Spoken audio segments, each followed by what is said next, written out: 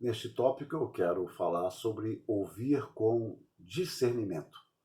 Ele é um tópico um pouco maior, eu devo dividi-lo para não ficar tão longo. Eu começo fazendo uma pergunta. O que fazemos com o que ouvimos? É preciso saber ouvir. Muito bem, temos visto isso. Quando a questão não for clara biblicamente, devemos pedir discernimento a Deus quanto ao que fazer. Qual a atitude que devemos tomar com aquilo que ouvimos? Lembremos-nos das orientações em Provérbios. Responder antes de ouvir é estultícia e vergonha. É preciso saber ouvir. Devemos nos valer com sabedoria dos recursos que Deus nos deu para avaliar aquilo que chega ao nosso conhecimento. Em Provérbios 20, 12, lemos: o ouvido que ouve e o olho que vê, o Senhor os fez, tanto um como o outro. Belíssima figura. O ouvido que ouve e o olho que vê. Então Deus nos deu a capacidade de ouvir e de ver, entre outras.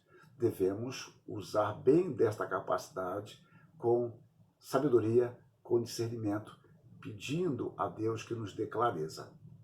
Como em todas as demais coisas, o Senhor Jesus Cristo, ele é o nosso exemplo, ele é o nosso modelo perfeito.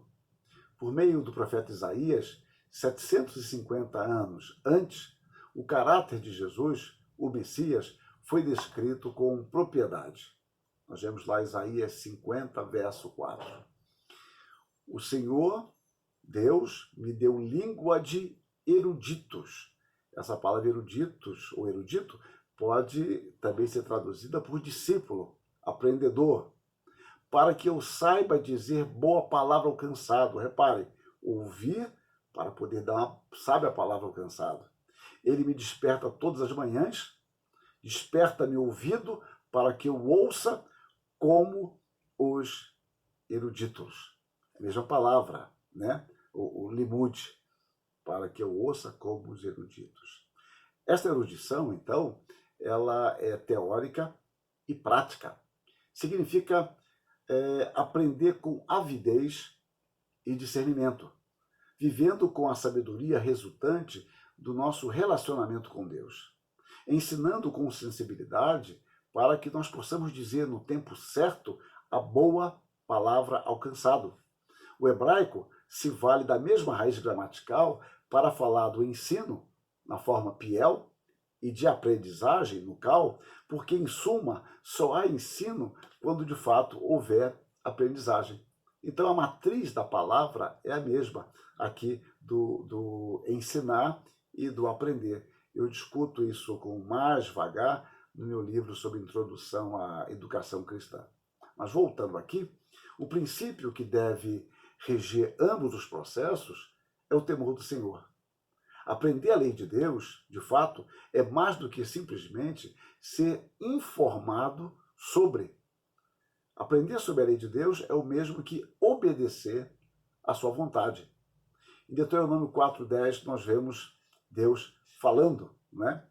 Não te esqueças do dia em que estiveste perante o Senhor teu Deus, em Horebe, quando o Senhor me disse: reúne este povo e os farei ouvir as minhas palavras, a fim de que aprenda a temer-me todos os dias que na terra viver, e as ensinará a seus filhos. Deus falando por intermédio de Moisés, Moisés recordando esse encontro de Deus com o povo e como essas instruções eram válidas. E os farei ouvir as minhas palavras, a fim de que aprenda a temer-me. Novamente, Deuteronômio 14, 23. E perante o Senhor teu Deus, no lugar que escolher para lhe fazer habitar o seu nome, comerás os dízimos do teu cereal, do teu vinho, do teu azeite, e os primogênitos das tuas vacas e das tuas ovelhas, para que aprendas a temer o Senhor teu Deus todos os dias. Reparem, né? Para que aprendas a temer o Senhor teu Deus todos os dias. Deuteronômio 17, 18 e 19.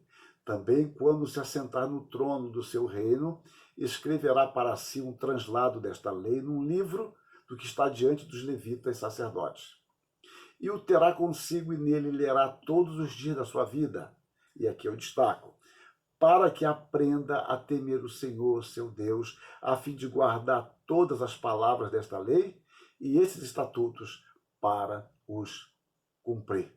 Novamente, agora em Deuteronômio 31, de 9 a 13, e eu destaquei algumas passagens aqui, alguns trechos, e eu vou indicar para vocês.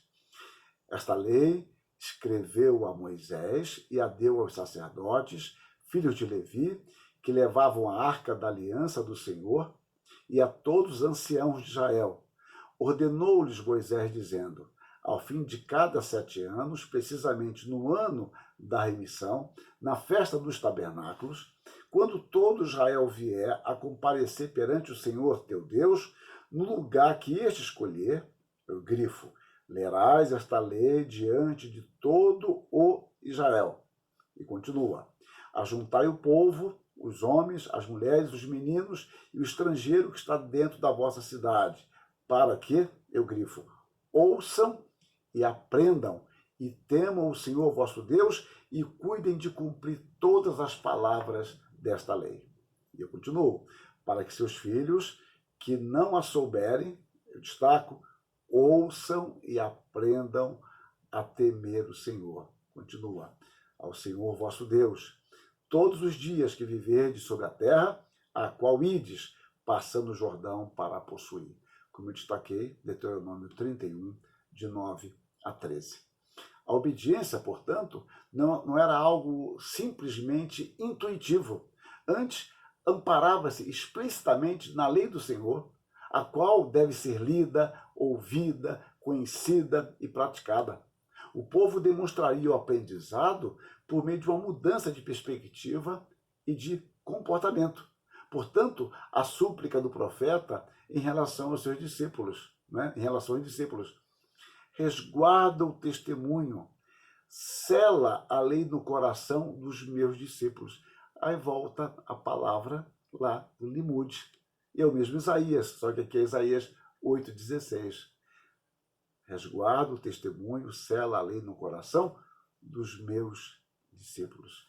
À frente, vemos que o povo da antiga dispensação aguardava o Messias, porque, como diz o profeta, abre aspas, todos os seus filhos serão ensinados, Limude, todos os teus filhos serão ensinados do Senhor, e será grande a paz de teus filhos. No Novo Testamento, nós vamos encontrar a continuação disto, dessa necessidade de ensinar e aprender a lei, ensinar e aprender a palavra. E a evidência do aprendizado, ou do ensino, melhor dizendo, está na demonstração do aprendizado. Ou seja, há ensino quando houve aprendizado, e há aprendizado quando este ensino foi assimilado e praticado. Que Deus tenha misericórdia de nós, que Deus inculque em nós a sua palavra e que nós, por graça, vivamos aquilo que Ele tem nos ensinado. Que Deus nos abençoe. Amém.